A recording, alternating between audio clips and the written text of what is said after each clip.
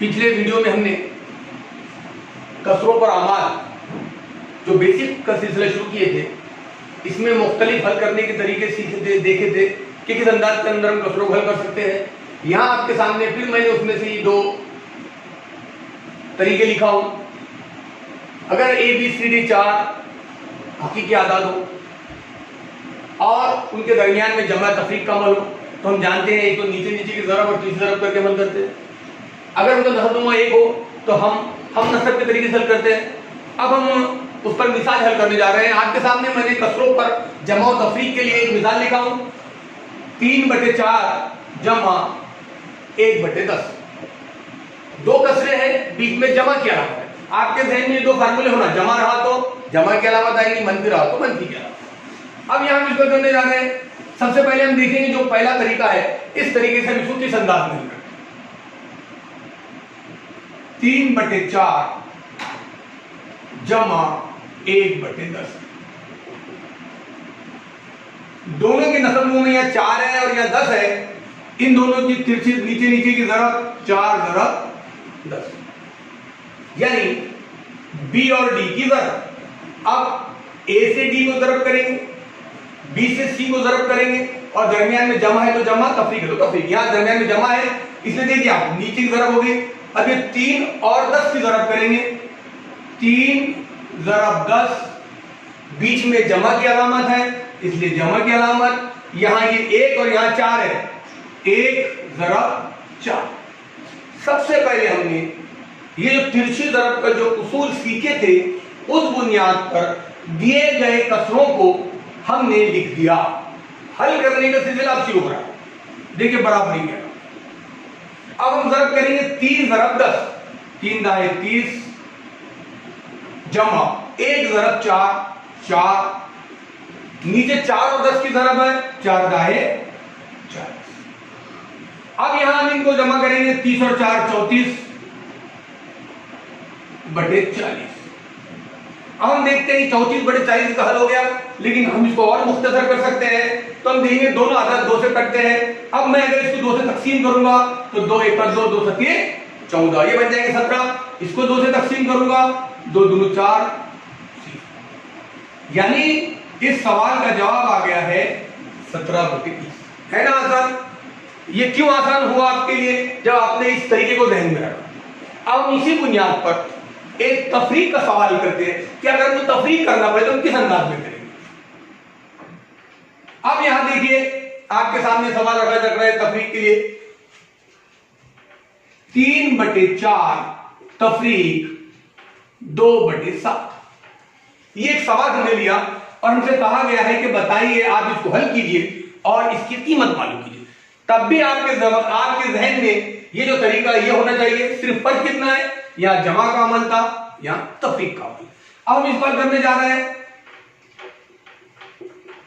سب سے پہلے میں اس لیفٹ ہینڈ سائڈ کو 3/4 وضع 2/7 اس کو جیسے کہ ویسا لکھا۔ ترچھی ضرب کا اصول استعمال کر رہے ہیں تو ہم کیا کریں گے، یہاں 4 ہے یہاں 7 ہے، نیچے کی ضرب۔ اب ترچھی ضرب کریں گے یہ اصول کے مطابق، 3 کو 7 سے، 3 ضرب 7، بیچ میں منفی ہے تو منفی، اور یہ 2 کو 4 سے ضرب کریں گے۔ یعنی پہلا عمل یہاں پر جو اصول ہے اس اصول کے مطابق ترچھی ضرب کر لینا۔ حل کرنے کا سلسلہ اب شروع کرنے جا رہا ہوں۔ 3 سے 7 کو ضرب کریں گے تو 21 منفی، 2 کو 4 سے ضرب کریں گے تو 8 اور 7 4 28۔ اب اوپر کیا ہے، 21 منفی 8، 21 میں سے 8 گئے، بچیں گے 13، نیچے 28 جیسا کہ ویسا۔ اب آگے 13 اور 28 کسی عدد سے تقسیم نہیں ہوتے، یعنی یہاں ہماری اس کسر کی مختصر صورت آ گئی۔ اب ہم نے یہاں ایک جمع کا سوال دیکھا، ایک تفریق کا سوال دیکھا۔ اب آپ کے ذہن میں بات آ رہی ہوگی، سر ہم نسب کا طریقہ کیا ہے؟ یہ جو یہاں ہم نے لکھا A/B جمع وضع C/B، اس قسم کے سوال کو ہم کس طرح حل کر سکتے ہیں؟ اس بات کو یاد رکھیں آپ، یہ جو سوال میں نے آپ کے ساتھ حل کیا وہ سوال نمبر 1 سوال نمبر 2، ہم ان کو بھی ہم نسب بنا کر حل کر سکتے ہیں۔ ضروری نہیں ہے کہ کہ ہم اس کو اسی طریقے سے حل کریں؟ اگر ہم نے اس کو ہم نسب بنا کے حل کیا تب بھی اس کا جواب وہی آتا ہے. اسی لیے آپ کو سمجھانے کے لیے میں اس سوال کو جو آپ کے سامنے جو ہم نے حل کیا ہے ہم نسب کے طریقے سے حل کے بتا رہا ہوں. کیا ہمارا جواب 13/28 آتا ہے یا ہم نسب سے ہمارے جواب میں تبدیلی آتی ہے؟ تو میں دوبارہ ہم نسب طریقے کے لیے اس سوال کو لکھ رہا ہوں 3/4 منفی 2/7. اور ہم دیکھنے جا رہے ہیں ہم نسب کے طریقے سے کیا ہمارا جواب وہی آتا ہے یا ہمارا جواب الگ آتا ہے. اب اس کو ہم کو جانچنے کے لیے وہی سوال لیا ہوں میں نے اور اس کو حل کرنے جا رہا ہوں. تو سب سے پہلے ہم کیا کریں؟ سب سے پہلے میں سوال کو جیسے لکھوں گا 3/4 منفی 2/7. ہاں اب دیکھیں یہاں نسب نما 4 ہے یہاں نسب نما 7 ہے.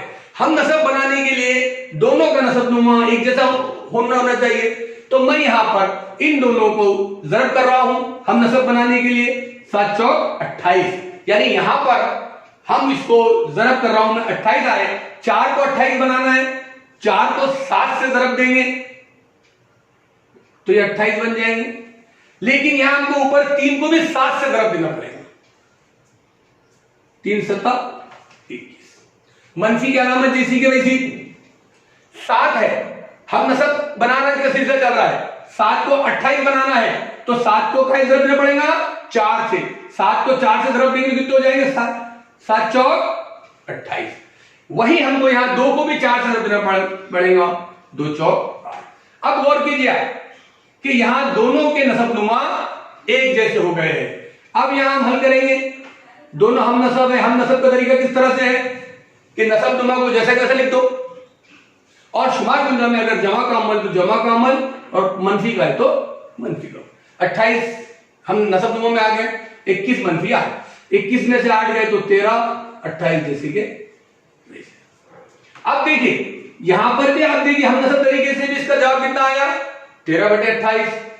ہم نے تیسری ضرب کا اصول استعمال کیے کیا جواب آیا اس کا 13/28. یعنی ہم یہ کہہ سکتے ہیں کہ اگر ہم ان سوال کو چاہے یہ تیسری ضرب کا طریقہ اختیار کرے چاہے ان کو ہم نسب بنانے کا طریقہ اختیار کرے جواب میں کوئی قسم کی تبدیلی نہیں آتی بلکہ جواب ایسا ہی آتا ہے. آپ اس قسم کے بہت سے سوالات کو حل کر سکتے ہیں لیکن خاص بات کیا ہے کہ آپ کو یہ دونوں اصول کو اچھی طریقے سے سمجھنا ہوگا اور بنیادی ضرب اور تفریق کر کے آپ کو آنا تو آپ کتنی بھی بڑی کسر ہو آپ آسانی سے حل کر سکتے ہیں.